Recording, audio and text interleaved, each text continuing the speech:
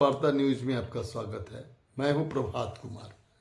आज मैं अभी सबसे ताज़ा तरीन जानकारी यह देने जा रहा हूं कि मुख्यमंत्री नीतीश कुमार अचानक बीमार हो गए हैं और उनके सारे कार्यक्रम और उनके प्रगति यात्रा का भी कार्यक्रम जो पहले चरण का था वह रद्द कर दिया गया है। बीमार होना स्वाभाविक है। यह इस ठंड के मौसम में जिस उम्र के पड़ाव पर हैं वह बीमारी हो सकती है, लेकिन मुख्यमंत्री नीतीश कुमार को लेकर जिस तरह से बीमारी की चर्चा कुछ खास तौर पर होती रही है और होती है, वह निश्चित तौर पर बहुत खतरनाक संकेत है। उनके राजनीतिक बीमार होने की चर्चा होती है, उनके मानसिक बीमार होने की चर्चा होती है। जब भी उनकी तबीयत खराब होती है तब मीडिया में तरह तरह की उम्मीद और कयास लगाए जाते हैं और यह कहा जा सकता है कि इस बार भी इसी तरह का अब दौर शुरू हो गया है।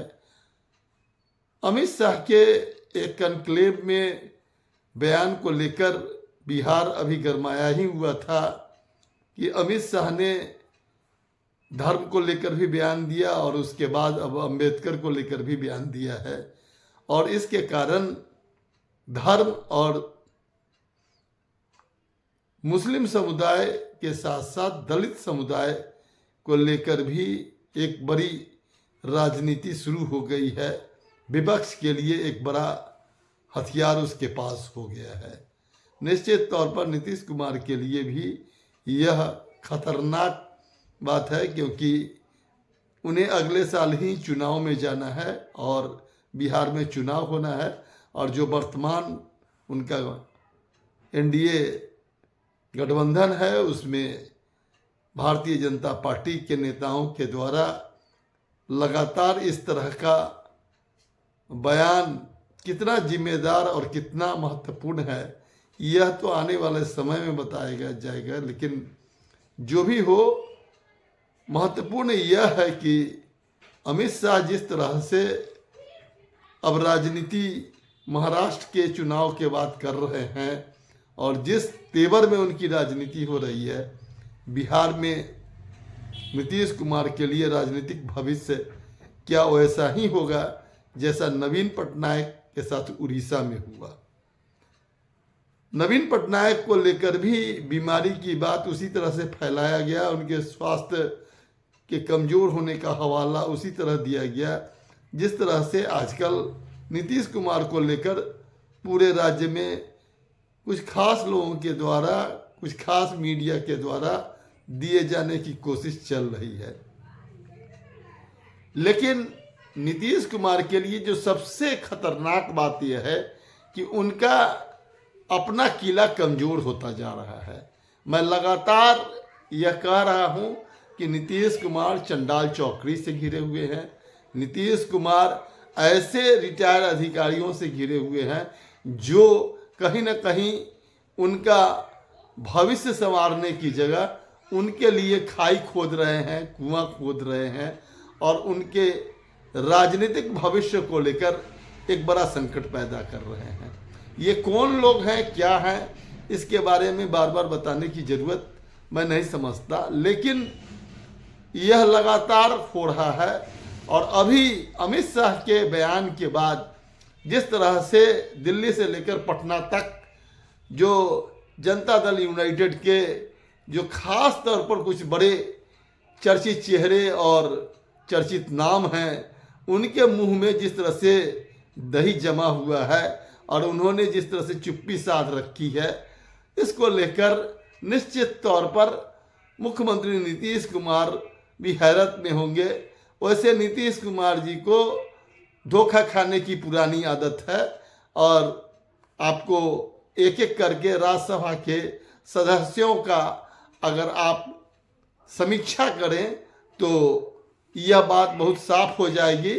और पहले भी इस तरह की बातें होती रही है।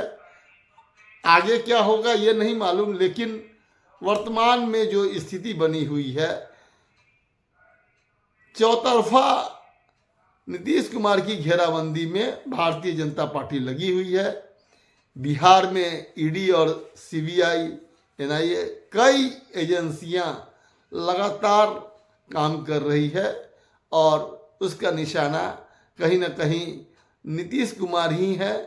अब सृजन घोटाला के ऑडिटर की गिरफ्तारी की भी बात आ रही है, तो याद कर सकते हैं कि इसके पीछे भी जो बड़े चेहरे थे उसमें सुशील मोदी अब गुजर चुके हैं। जो भी वित्त मंत्री रहे हैं बिहार सरकार के, वो इस मामले में घेरेबंदी के बीच हैं और सबका जिम्मेदार अगर मुख्यमंत्री नीतीश कुमार को ठहरा दिया जाए तो कोई बड़ी बात नहीं होगी। खास तौर पर जो भाजपा और जनता दल यूनाइटेड के बीच लाइजनिंग की जो प्रभार है, जो जिम्मेदारी है, वो राज्यसभा सदस्य और जनता दल यूनाइटेड के राज्यसभा सदस्य संजय झा की है, जो जनता दल यूनाइटेड के कार्यकारी अध्यक्ष भी हैं। लेकिन वो इन दिनों पूरी तरह से चुप है और पूरी तरह से कहीं ना कहीं अगर यह कहें कि जनता दल यूनाइटेड की जगह वह भाजपा की गोद में नतमस्तक है।